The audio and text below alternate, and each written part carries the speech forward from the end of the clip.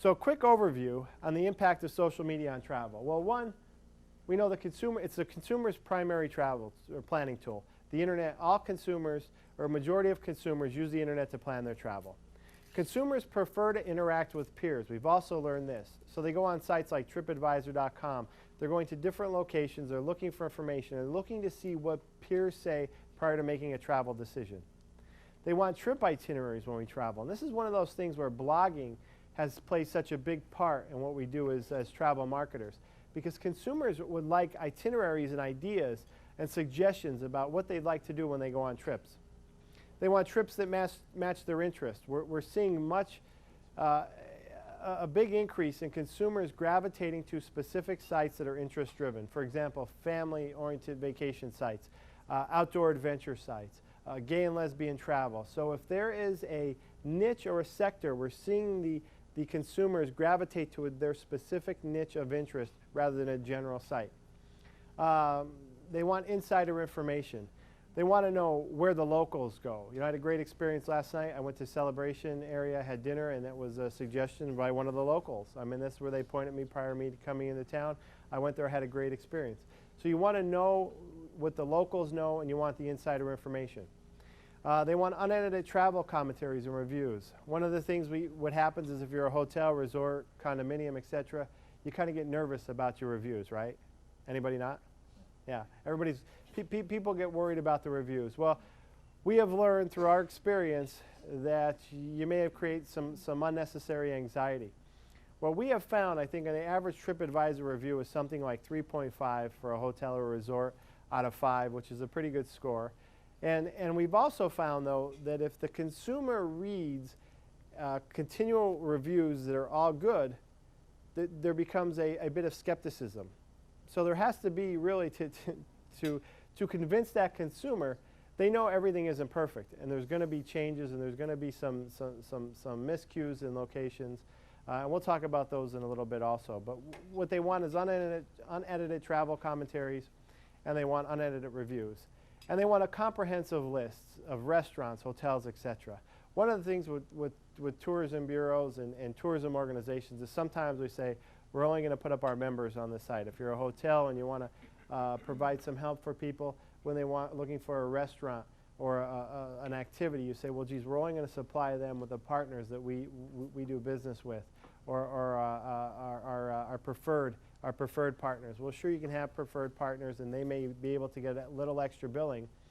But if the consumer goes to a website, they don't find a complete list, they're not as likely to return as they would if they went to a website where there was a complete list of information.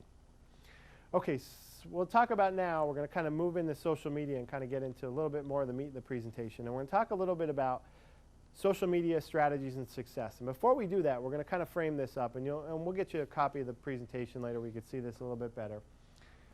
But there is a change now in what's happening from 2008 actually to 2009. And this was a great forecast that was put together by a blog called the influentialmarketingblog.com. And if you've been out there searching on a lot of these online marketing blogs, anything about marketing, social media, etc., there's a lot of perspectives. This was one of the perspectives that we felt kind of hit home the best.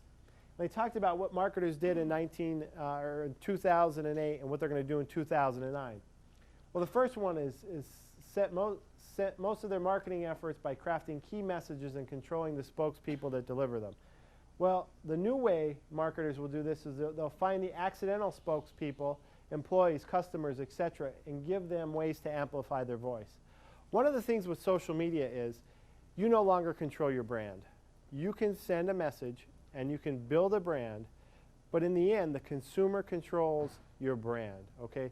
So what you have to do as a marketer is to provide a forum for them to provide a forum for your brand and provide an arena where they could speak about your brand. And hopefully your brand promise is good enough as when the consumers go in there and help build your brand online, that they're saying good things about you and building the brand that you want them to build for you. In 2008, they assigned responsibility for social media strategies to the most logical person on the communications team. And in 2009, they want to allow the most passionate individual with an organization or any division to lead the social media efforts. So when we talk about social media, we talk about passion and we talk about enthusiasm, and we talk about being tireless. And it's how many people here have done social media for their organization, right? So you know, as an experience, you could say it's a lot of work, and you need to really be tireless, and you have to have a great passion for what you're doing when you're doing social media. One of the things we've done in the past and says, okay, we've got somebody, we're going to hire them. They're going to be right out of school. They're going to be young. They're going to be energetic, and they're going to know a lot about social media because they're 22 years old. That may or may not be the case. Sure, they may have some very good insight, and they may have a great information they could share with you, but you want to really delegate that out to a specific person in your organization that really has a passion about doing it. One of the things we have found too recently is social media pairs up very, very well in the public relations aspect of a team. You know, sometimes it's moved over to the website, or the website's moved over to a technology person. It really needs to be a marketing and communication person who understands the influence of technology on others. And that is a really good core, because with social media, you're spreading a message and taking content and spreading that throughout the web.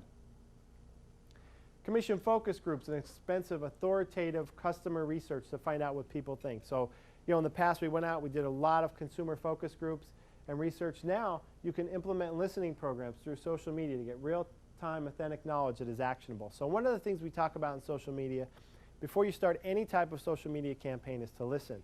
You need to go out and see what the consumer is saying. You need to go out and set up some Google alerts, and we'll show you how to do those later.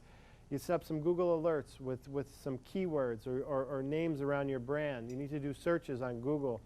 You need to do searches on Technorati and other blog search engines. You need to go out there and you need to find out what consumers are saying about you. You need to go to the local forums like on TripAdvisor and see what the consumer is saying about your product. And that's really how you start your social media campaign. You listen first, start your positioning, and then tie that information you receive back in with your future goals, and then start your social media marketing campaign.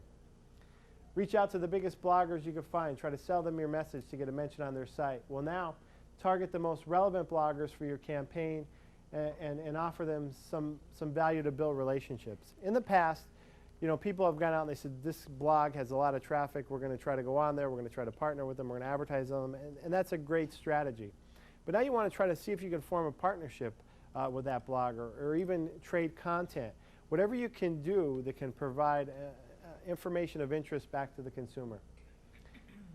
And in the past, we measured success with traditional metrics such as impressions, clicks, brand recall, et cetera, and unique views. Now, we want to measure with customer service metrics like retention, satisfaction, and social media monitoring like engagement. And everybody knows what engagement is, correct? Like you engaging with another organization, how much time you're spending on your website, how you're engaging with that consumer, what is the average time spent on a website, and how many areas is the consumer going to, etc. What type of engagement are they creating?